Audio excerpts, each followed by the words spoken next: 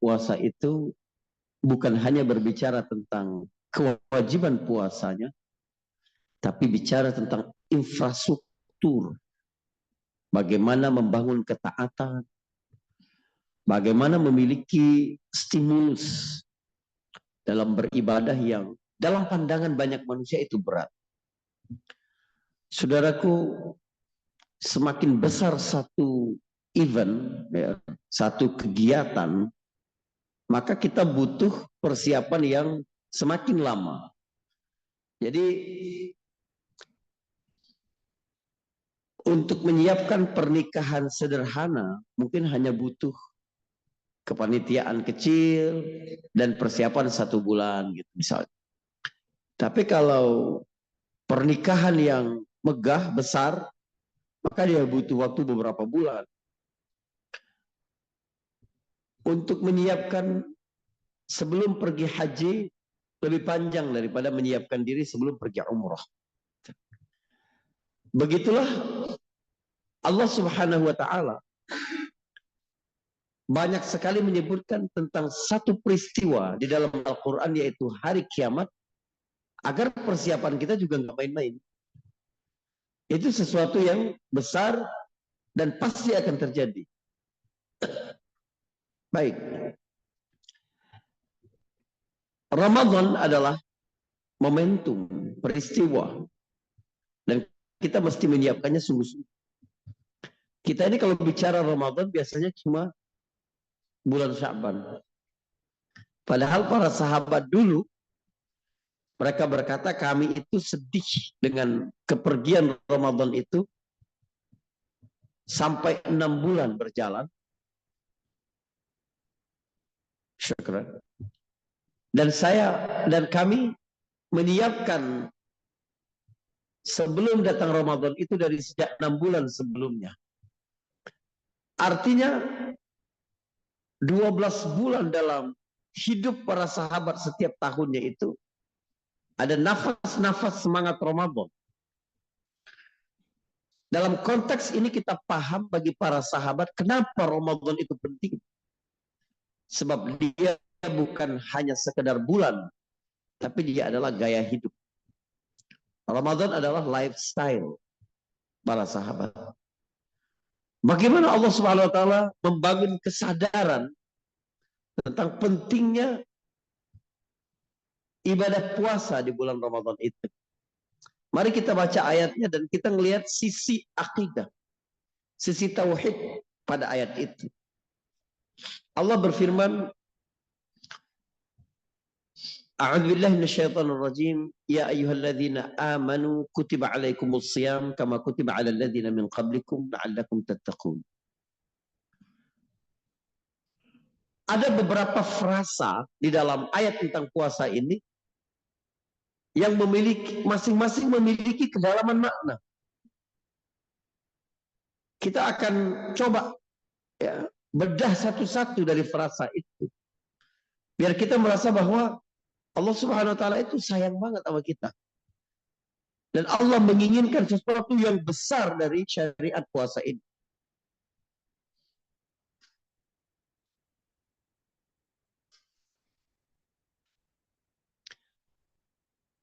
Frasa pertama adalah ya ayyuhalladzina amanu, wahai orang-orang yang beriman. Saudara, kata ya pada ya dan alif ya. Ya ayyuhalladzina amanu, ianya itu adalah media panggil untuk objek jauh. Jadi kalau saya ngelihat dari jauh ada Umar misalnya, saya akan katakan ya Umar. Ya itu untuk jauh. Tapi kalau dia dekat saya langsung ngomong aja Umar gitu. Atau ayyuha Umar. Di dalam Al-Qur'an hampir seluruh panggilan kepada orang mukmin itu dalam bentuk kata kerja alladzina amanu. Orang yang arti asalnya ini orang yang telah beriman. Jadi dia kata kerja. Telah makan, telah minum, telah beriman. Jadi dia bentuk past tense dari kata kerja. Tapi ada satu perintah di dalam Al-Quran menggunakan sifat. Artinya sesuatu itu sudah melekat di dalam diri. Yaitu menggunakan kata al-mu'minun. Pada surat An-Nur ayat ke-31 ketika Allah memerintahkan bertaubat, Allah sampaikan watubu ilallahi jami'an ayyuhal mu'minun la'allakum tuflihun. Dan bertaubatlah kalian semua kepada Allah, duhai orang mukmin. Antara mukmin dan alladzina amanu, antara al-mu'minun dan alladzina amanu berbeda. Lebih dalam makna lebih dalam makna al-mu'minun, sebab dia sudah menjadi sifat. Karena itu setiap kata al-mu'minun di dalam Al-Quran maknanya adalah orang yang beriman dengan keimanan yang sempurna. Allah sampaikan begini, qad aflahal mu'minun.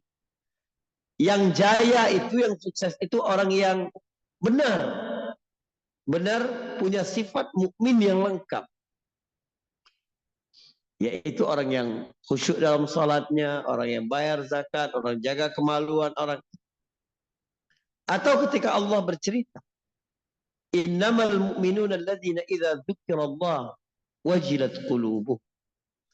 Orang mukmin, sebenar-benar mukmin itu apabila dibacakan ayat Allah bergetar hati mereka, itu mukmin. Kalau tidak bergetar, dia sudah beriman, bisa jadi. Tapi belum pada kamalul iman atau kesempurnaan iman. Maka seluruh perintah Allah Subhanahu wa taala dengan memanggil ya ayyuhalladzina amanu, itu ada isyarat bahwa dengan ibadah yang nanti akan diwajibkan oleh Allah itu bisa mendekatkan kamu kepada Allah. Karena kamu sebenarnya belum begitu dekat. Tapi taubat itu adalah perilaku orang-orang yang benar mukmin. Walaupun dosanya sudah diampuni pun dia bertaubat. Nabi SAW, imamul mukminin, imam orang-orang beriman, setiap hari tidak pernah kurang dari 100 kali Nabi memohon ampun kepada Allah Subhanahu wa ta'ala. Nah, ini seperti beda begini. Perokok dengan orang yang merokok. Begitu. Itu kan beda. Perokok berarti udah bertahun-tahun, udah nyandu, udah apa, itu perokok. Kalau ini orang yang merokok. Mukmin orang yang beriman. Puasa dipanggil oleh Allah ya ayyuhalladzina amanu.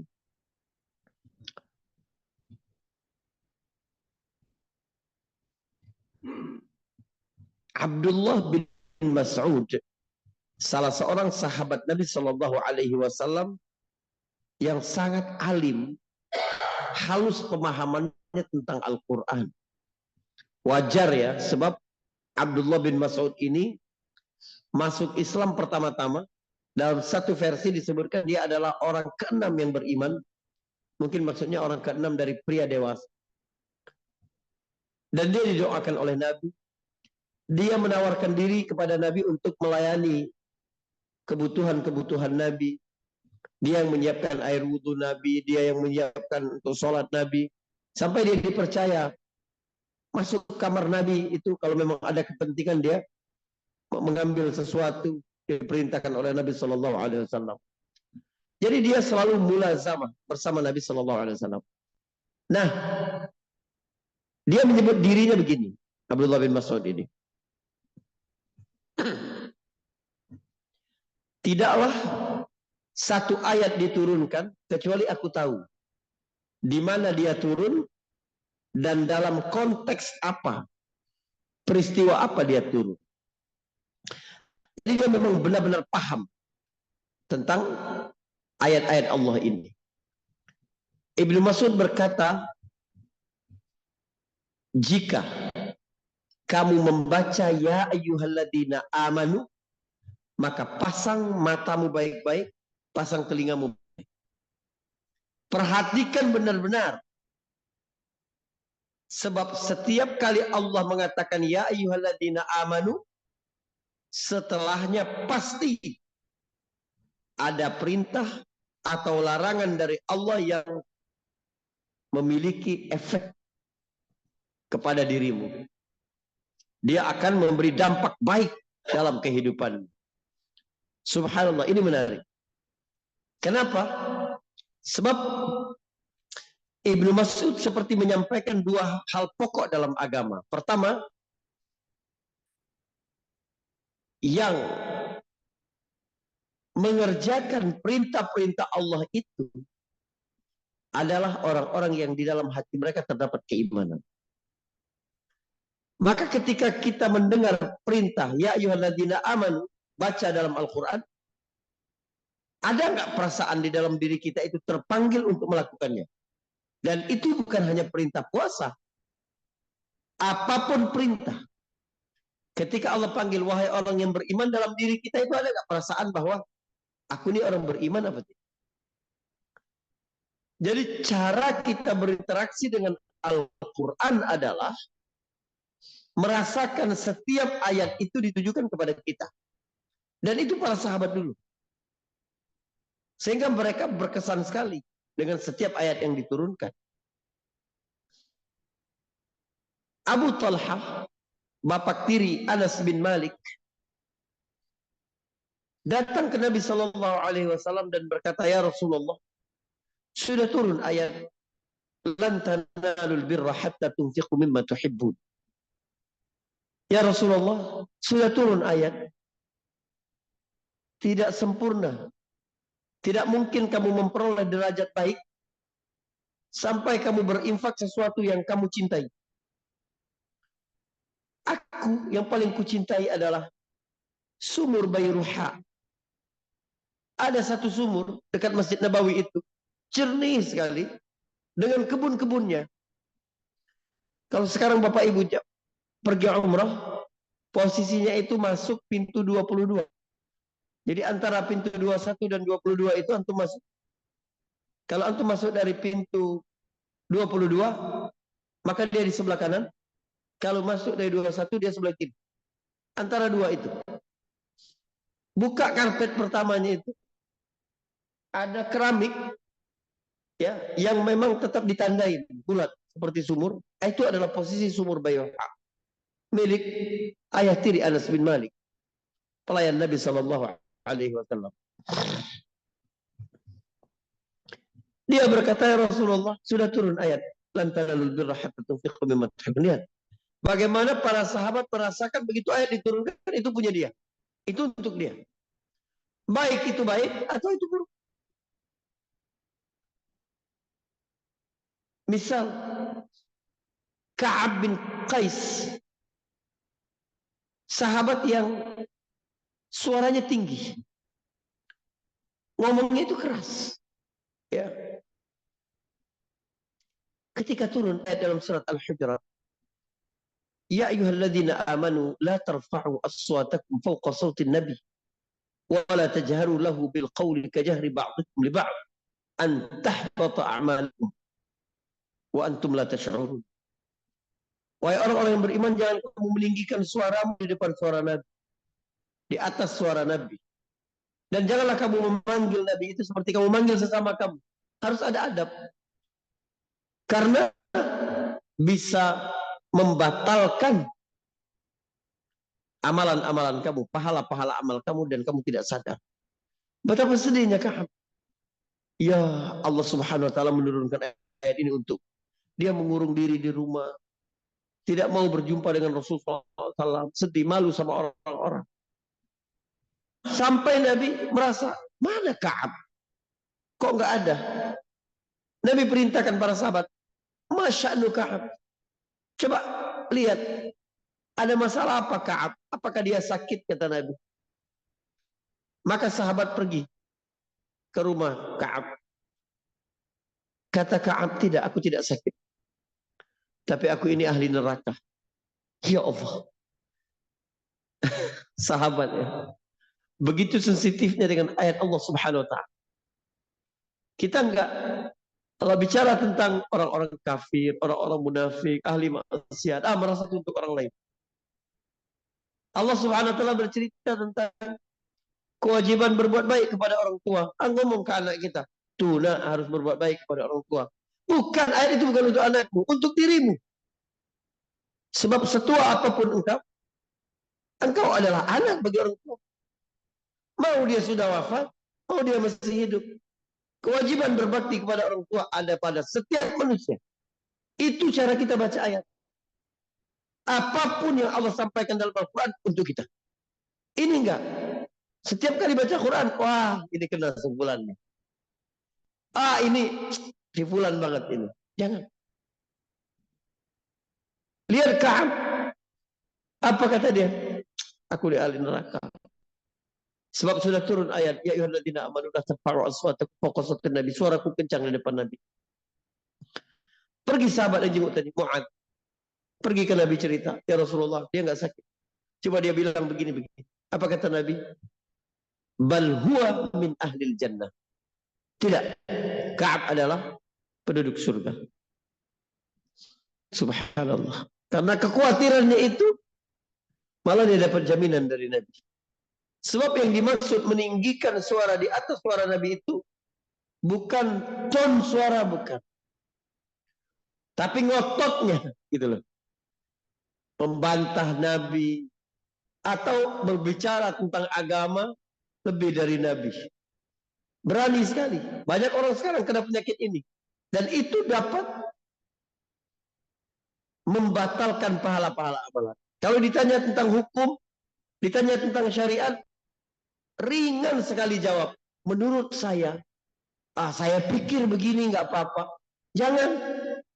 Agama ini kuncinya satu sudah. Qaulullah, qaulur Rasul. Kalau Anda mau bicara agama, kata Allah, kata Rasul. Coba kan penyakit orang kita cepat banget ngangkat orang jadi ustaz. Bisa public speaking, fasih baca ayat, satu dua, latihan, baca buku-buku, ya, bekal ceramah dan khutbah setahun. Lalu kemudian pidato depan umum, pakai syal, pakai jubah. Masyarakat tadi nanya tentang hukum, malu nggak bisa jawab. Berfatwa. Fa'afta, fa'aftau, fadallu wa adallu. Maka dia pun berfatwa, sesat dia, menyesatkan orang lain. Jangan. Kalau jadi dai semua kita bisa.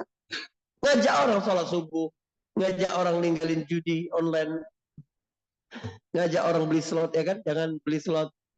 Ngajak orang begini, ngajak orang, bisa kita. Tapi kalau berbicara tentang agama, jangan. Jangan tinggikan suaramu di atas hadis Nabi SAW. Jangan utamakan pendapatmu di atas hadis Nabi SAW. Kalau sudah ada hadisnya, sudah selesai semua perkataan manusia. Tidak ada artinya dibanding hadis Nabi SAW. Ini orang tanya ke saya, Ustaz apa hukumnya? Nabi bilang begini, Ustaz tapi guru saya bilang, ya Allah, saya mau jawab apa coba? Harus adab kita bersama Nabi SAW. Itu adab para sahabat ini. Merasakan bahwa setiap ayat itu untuk dia. Maka kita ketika membaca ya ayyuhalladzina amanu kutiba alaikumusiyam. Ya Allah, Allah pingin saya puasa. Subhanallah. Ada nggak rasa itu di dalam diri kita? Begitu cara kita menyambut seluruh syariat-syariat agama ini. Frasa kedua, kutiba alaikumusiyam. Diwajibkan atas kamu berpuasa. Ini juga menarik. Kata kutiba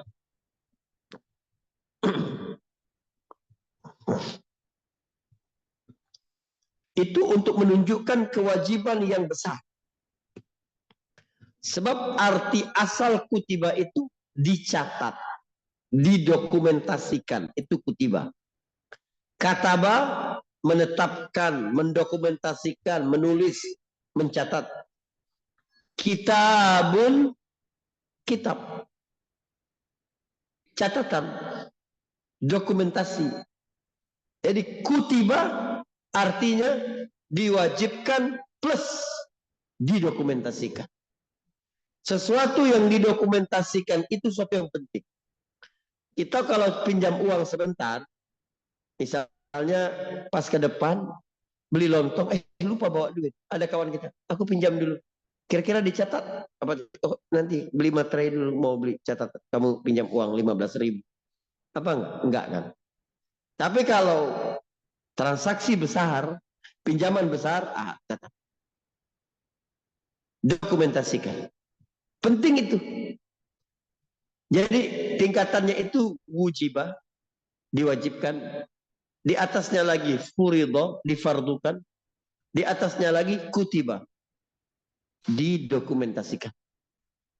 Allah cuma gunakan pada beberapa perkara besar. Dalam Al-Quran menggunakan kata kutiba ini.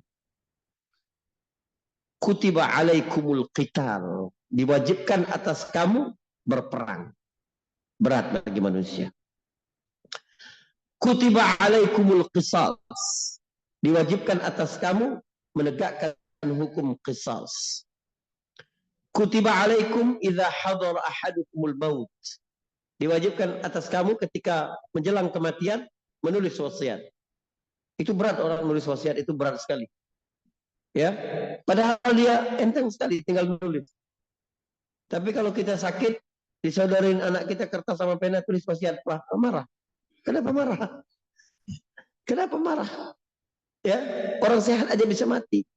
Apalagi orang sakit gitu ya. Tapi kalau anak kita semangat banget ngomongnya ya gak marah lah kita gitu. Tapi sebenarnya nggak perlu marah. Ya, hanya perkara-perkara itu. Begitu juga puasa kutiba alaikumusiyam. Nunjukkan memang berat itu bagi jiwa manusia. Yang menarik juga pada kata kutiba itu Allah gunakan bentuk kata kerja pasif. Kutiba itu diwajibkan. Pasif itu. Kalau pasif itu berarti subjeknya dihilangkan. Misal, anak kamu tadi dipukul orang. Nggak disebutkan namanya. Penaku sudah dicuri. Tidak disebutkan orangnya. Ya kan? Diwajibkan atas kamu. Siapa yang mewajibkan? Siapa yang mewajibkan puasa ini? Allah. Tapi Allah tidak berkata, ya ayyuhalladzina amanu kataballahu alaikumusiyam. Allah mewajibkan. Disebutkan subjeknya. Tidak. Kenapa? Adab kita sama Allah. Karena ini berat dalam pandangan manusia, jangan sampai ada pikiran bahwa Allah menginginkan sesuatu yang berat, beban bagi hambanya. Tidak. Segala sesuatu yang berat itu karena dirimu, bukan karena Allah. Kalau Allah mustahil memberikan perintah, menetapkan takdir yang menyusahkan manusia. Mustahil. Contoh, ini menarik ini. Adab kita nih dengan Allah Subhanahu wa taala. Ini tauhid ini. Kita baca Al-Fatihah. Ihdinas siratal mustaqim. Tunjukilah kami jalan orang-orang, jalan yang lurus. Mana jalan yang lurus itu? Siratal ladzina an'amta.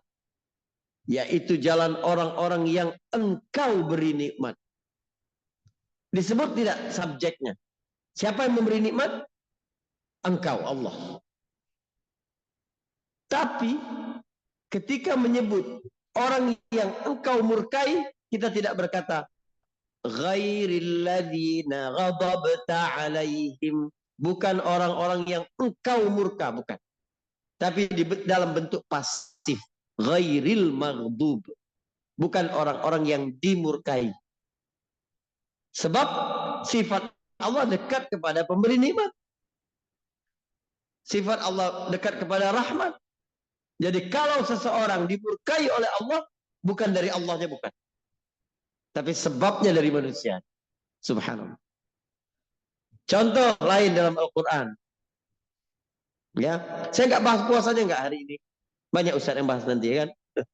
Jadi jangan khawatir, kita tidak bahas perasaan bahas ayat itu terus gitu, jangan. Saya nggak bahas puasanya, enggak. Nabi Khidir ketika menjelaskan kepada Musa kenapa dia melakukan hal-hal yang dalam pandangan Musa itu buruk. Melobangi perahu, bunuh anak. Yang ketiga, merenovasi rumah di kampung yang pelit, gak mau kasih mereka jamuan makan, bertamu. Nah, Khidir memberikan jawaban, penjelasan kepada Musa. Lihat ketika Khidir bicara tentang melobangi perahu. Dalam pandangan manusia melobangi perahu, baik apa buruk? Buruk. Tapi Allah perintahkan Khidir untuk melobangi perahu. Karena Khidir bilang, apa yang aku lakukan itu bukan dariku, tapi dari perintah Allah Subhanahu wa taala. Ya. Apa penjelasan Khidir? Amma as-safinatu fakanat limasakin ya'maluna fil bahr fa'aradtu an a'ibaha. Adapun perahu dia milik orang-orang miskin yang bekerja di laut. Maka aku ingin membuat cacat perahu itu. Sebab di belakang mereka terdapat raja yang zalim yang akan merazia semua perahu. Mana-mana perahu yang tidak ada cacatnya dirampas sama raja. Subhanallah, lihat. Ini cara Allah menyelamatkan kehidupan kita semua. Kadang Allah merusak, melobangi jalan rezeki kita, karir kita, bisnis kita, supaya tidak diambil secara total nanti pada hari akan datang. Cara Allah. Tapi Khidir tidak berkata, fa'arada rabbuka an a'ibaha. Tuhanmu ingin aku melobangi perahu itu. Sebab dalam pandangan manusia melobangi perahu itu pun merusak perahu orang lain, buruk. Maka Khidir bilang aku. Maka aku ingin perahu itu jadi lubang. Pada saat perahu itu dilobangi, gak ada seorang pun yang akan menyebut itu baik. Bayangkan pemilik perahu itu ketika ngelihat kok ada air masuk. Dilihat, ada yang sengaja ngelobangin. Siapa yang tega banget melakukan itu? Ya enggak? Tapi lihat efeknya. Di depan mereka tiba-tiba ada razia. Ya. Pegawai pajak. Bukan pegawai pajak. Apa pegawai raja gitu. Meriksa ya semua moge gitu, mobil mewah gitu kan, apa gitu. Periksa. Mana-mana yang tidak ada celahnya, maka itu dirampas, diambil oleh raja. Gitu. Nggak bisa raja itu ngelihat barang bagus milik rakyatnya. Pasti ditarik. Bukan pajaknya, memang ditarik barang. Ya. Jadi dilihat, ada nggak? Gitu. Kalau masih kaleng semua, Rubiconnya diambil. Kira-kira begitu. Kalau apa gitu, ini enggak. Coba bayangkan ya, coba bayangkan. Ketika prajurit-prajurit raja itu masuk memeriksa kapal orang-orang miskin itu, mereka dapati, udah pernah bocor ini perahu, maka selamat mereka. Ya Allah, bagaimana kesyukuran orang-orang miskin itu ya kan? Bayangkan kalau sekiranya perahu itu tidak bocor. Buruk tidak akibatnya? Apa akibatnya? Apa? Perahunya dirampas. Kita cuma mikir itu saja. Ada hal-hal yang jauh lebih buruk lagi bisa terjadi. Apa itu? Pasukan raja tadi mau merampas perahu itu. Pemiliknya menolak, melawan. Terjadi pembunuhan, paham? Yatim, anak yang terbunuh tadi. Berdosa besar karena membunuh orang lain. Iya kan? Heboh, menjadi kekacauan dalam negara. Subhanallah, luar biasa. Iya kan? Satu orang dipukul aja heboh semua media, ya kan? Gitu. Sebab dia juga Menteri Agama. Jadi teman-teman sekalian, banyak sekali perkara-perkara di luar pikiran kita yang Allah Subhanahu wa taala palingkan dari kehidupan kita yang kita tidak sadari. Kita hanya mengeluh, ya, meratapi kejadian, kenapa begini, kenapa begitu. Tapi tidak. Allah Subhanahu wa taala menginginkan hikmah besar dalam setiap peristiwa-peristiwa. Gitu. Nah, saudaraku, Khidir tidak bilang Tuhanku atau Tuhanmu ingin aku melobangi perahu, tidak. Tetapi dalam kasus renovasi rumah, apa kata Khidir? Di bawahnya itu, wa ammal jidar fakana li ghulamain yatimain wa kana abuhuma salihah fa arada rabbuka an yablugha ashuddahuma. Itu milik dua anak yatim yang ayah mereka saleh. Maka Tuhanmu ingin mereka berdua dewasa dulu, baru mereka dapat mengambil harta mereka di bawah itu. Subhanallah. Membuat mereka tumbuh dewasa dulu. Nah, itu Allah. Pada kata kutibah dipasifkan, tidak disebutkan subjek. Tapi untuk sesuatu yang baik disebutkan. Misal, di dalam surat Al-An'am, Allah berfirman, Kataba rabbukum ala nafsihir rahmah. Allah menetapkan, ya, Tuhanmu menetapkan atas dirinya sifat rahmat. Sifat rahmat baik, baik disebutkan Allahnya. Atau dalam surat Al-Mujadilah ayat 21.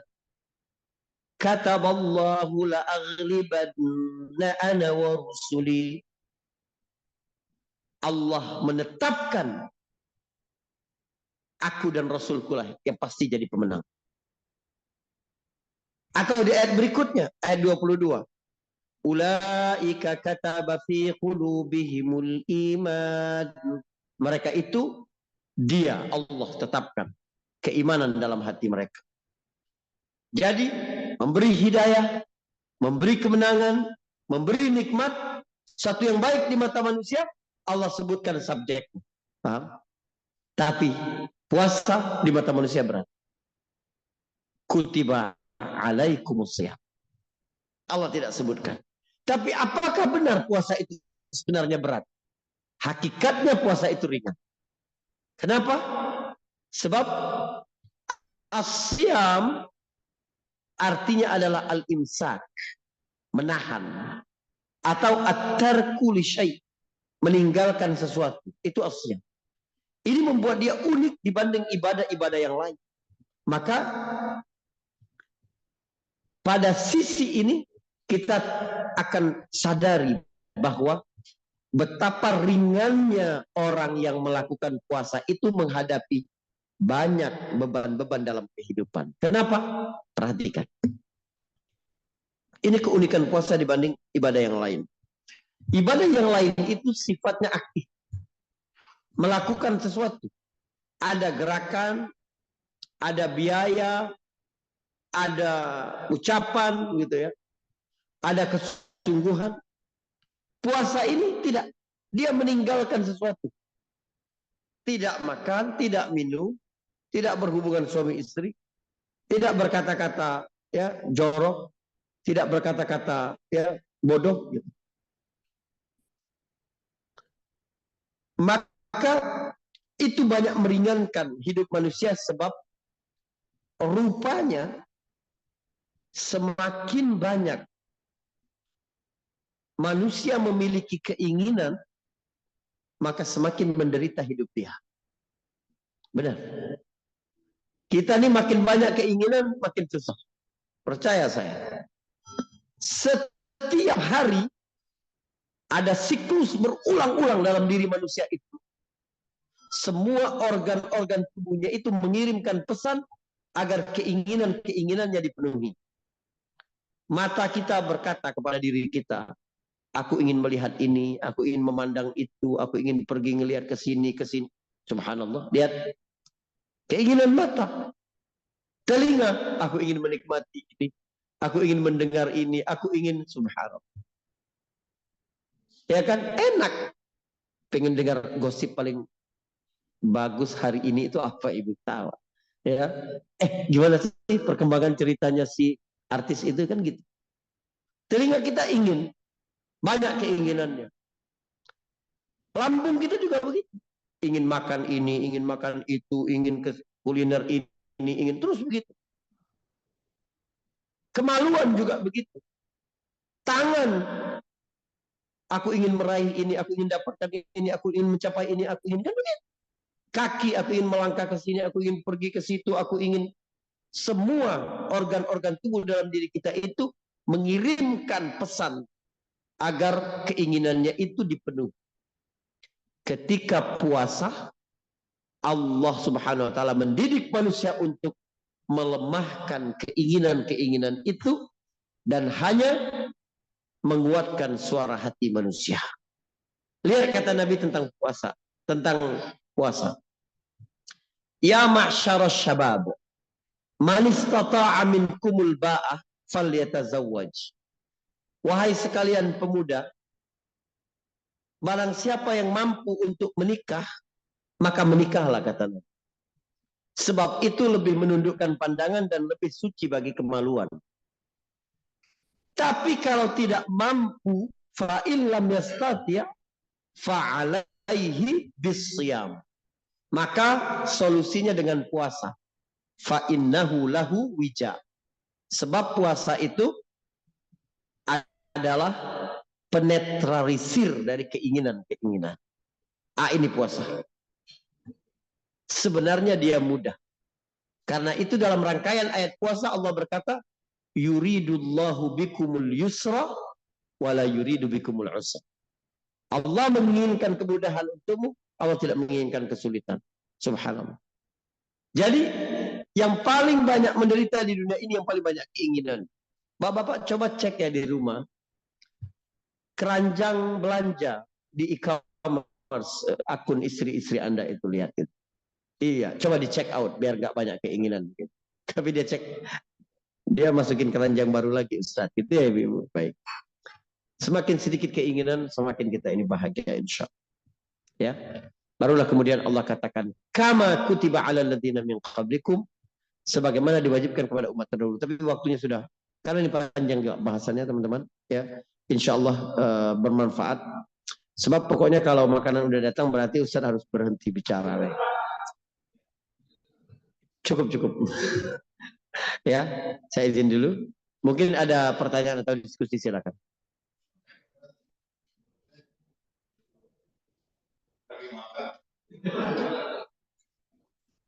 Iya, nggak adil dong. Saya ngomong kalian makan.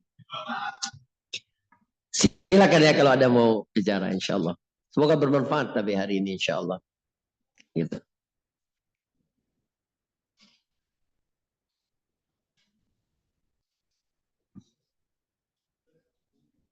Waalaikumsalam warahmatullahi wabarakatuh.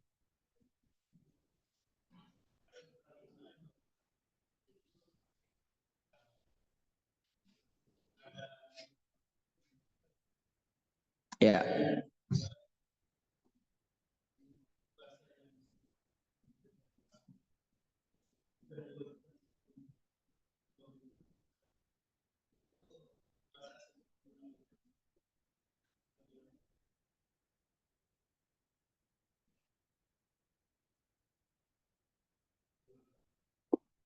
baik. Memang ada yang berkata bahwa Nabi Khidir itu masih hidup, ya. Tapi ketika ditahqiq dengan beberapa keterangan, maka kita dapati pendapat yang kuat tentang Nabi Khidir itu dia sudah wafat. Ada beberapa dalil yang menguatkan hal itu. Pertama, jika dia menyelisihi kebiasaan umur manusia, maka pasti ada keterangan tentang itu, seperti keterangan tentang Nabi Isa alaihissalam. Yang kedua, kalau dia masih hidup, maka dia mesti datang ke Nabi Shallallahu Alaihi Wasallam dan menyatakan dukungan serta beriman kepada Nabi. Sebab Nabi Muhammad berkata, kalau Musa hidup hari ini, dia harus mengikutiku. Tapi tidak ada cerita satupun dari sahabat Khidir datang ke Nabi Shallallahu Alaihi Wasallam. Dalil ketiga ini yang paling kuat. Nabi satu hari setelah sholat Isya kumpulin sahabatnya dan berkata begini, tidak ada seorang pun yang di muka bumi ini hari ini hidup kecuali 100 tahun lagi mereka semua tidak ada lagi di bumi ini. Sudah meninggal semua. Jadi ini adalah keterangan dari Nabi Shallallahu Alaihi Wasallam. Sahabat yang paling tua umurnya pun tidak ada yang hidup melebihi 100 tahun sejak Nabi sampaikan hadisnya itu. Begitu jawaban tentang Khidir. Tentang puasa umat terdahulu kita tidak tahu. Waktu puasanya seperti apa gitu ya. Apakah tiap bulan beberapa hari atau ada bulan khusus atau cuma beberapa hari dalam setahun, wallahu a'lam bishawab. Cuma Allah hanya menyebutkan secara umum umat terdahulu juga diwajibkan berpuasa seperti kamu diwajibkan berpuasa. Sebenarnya ada syariat-syariat lain yang juga diwajibkan kepada umat terdahulu. Misal wudu, sholat itu disebutkan, ya. Contohnya hadis Nabi begini. Aku dan para nabi-nabi terdahulu diperintahkan untuk meletakkan tangan kiri di atas tangan kanan di atas dada ketika sholat. Berarti dalam konteks ini sama, ya kan? Atau wudu. Nabi pernah berwudu, pernah sekali-sekali, pernah dua kali, pernah ada yang satu kali, ada yang dua kali, gitu, ada yang tiga kali. Nabi pernah lakukan itu. Tapi ketika Nabi berwudu secara sempurna tiga kali, kecuali mengusap kepala, Nabi cuma sekali, kepala langsung telinga. Nabi berkata begini, inilah wuduku dan wudu nabi-nabi sebelum. Berarti sama. Tapi keterangan puasa, bagaimana bentuknya saya nggak dapat di Bapak. Wallahu a'lam bishawab. Ya, baik.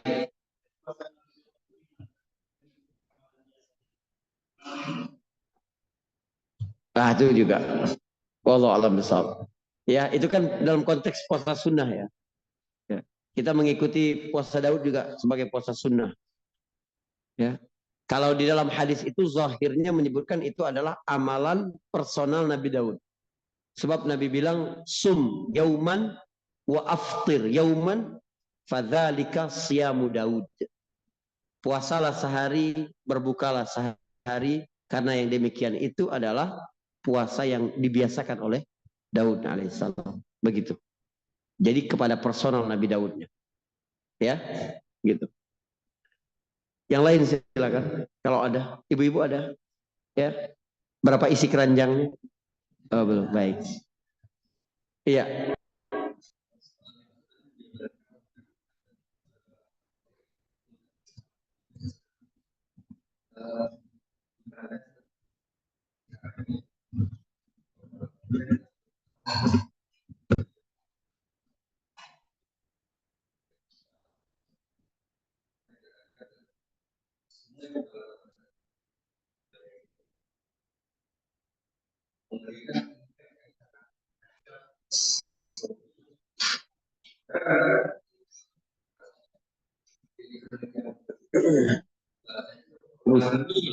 Iya, iya.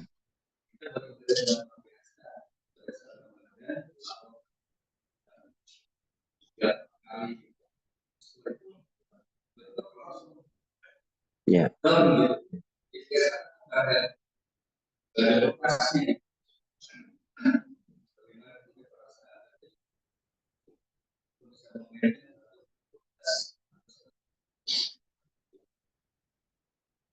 Baik, bagus sekali pertanyaan.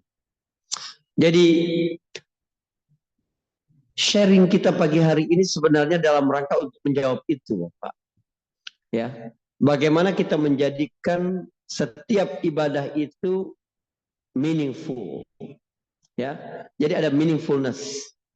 Bagaimana membuat itu bermakna. Yang pertama tentu saja ilmu. Kita meningkatkan ilmu. Itu akan membuat beda cara kita beramal. Kita tidak ingin Ramadan ini hanya rutinitas musiman, tidak. Tapi dia hanya semacam pesta ketaatan yang sebenarnya kita lakukan itu sepanjang tahun.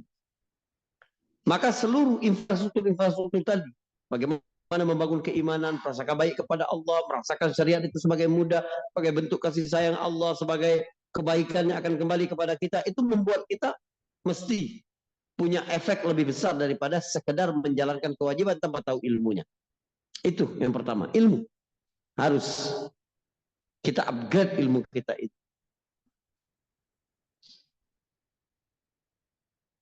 Bayangkan begini,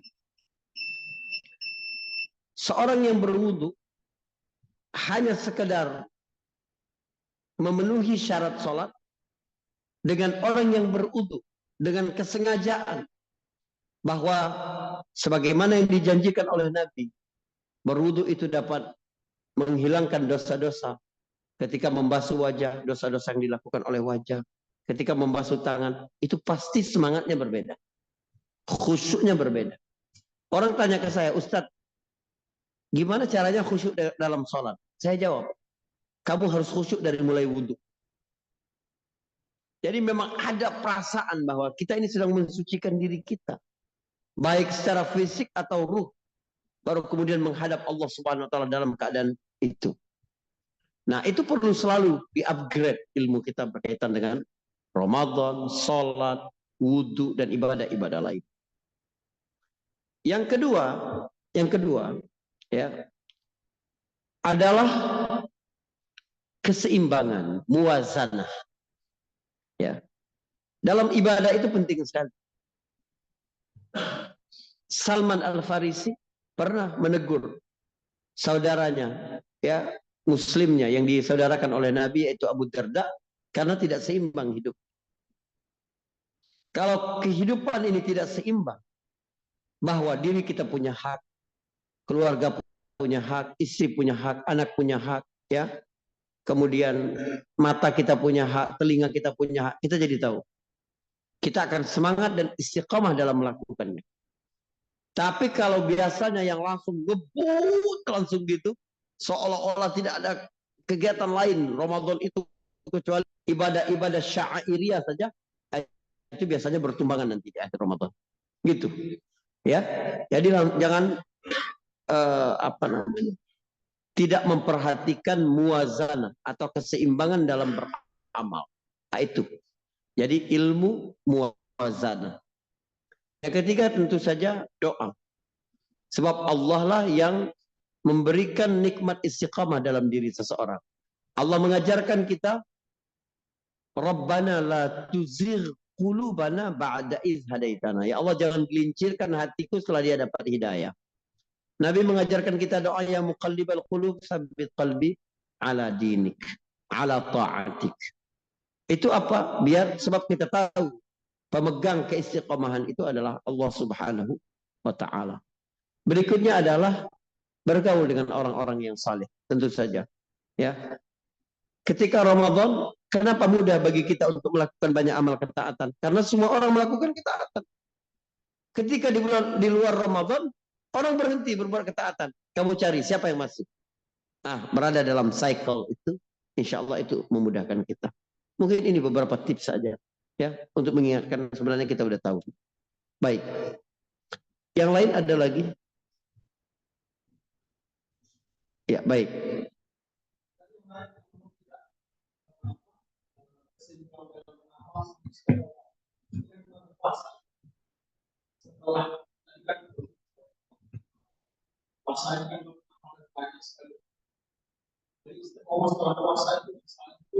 Betul.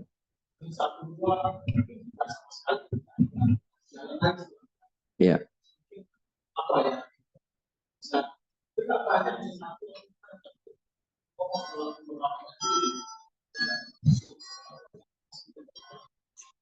Iya. Muwazanah itu dari mulai mindset, ya. Dari mulai cara pikir, cara pandang kita. Jadi benar tadi yang disebutkan, kita seolah jadi Ramadhaniun, ya. Jangan sampai kita itu menjadi hamba Ramadan. Kita ini hamba Allah. Ya, jadi kita ini hamba Tuhannya Ramadan. Dia juga Tuhannya Syawal, Tuhan Zulqa'dah, Tuhan Zulhijjah, Tuhan Muharram, Tuhan Safar, Allah semua. Jadi ketika kita taat pada bulan Ramadan dan itu mendatangkan ridha Allah, begitu juga kalau kita taat di bulan yang lain. Muwazanah dari setiap pikiran. Kemudian muwazanah dalam kuantitas, ya, amalan-amalan kita.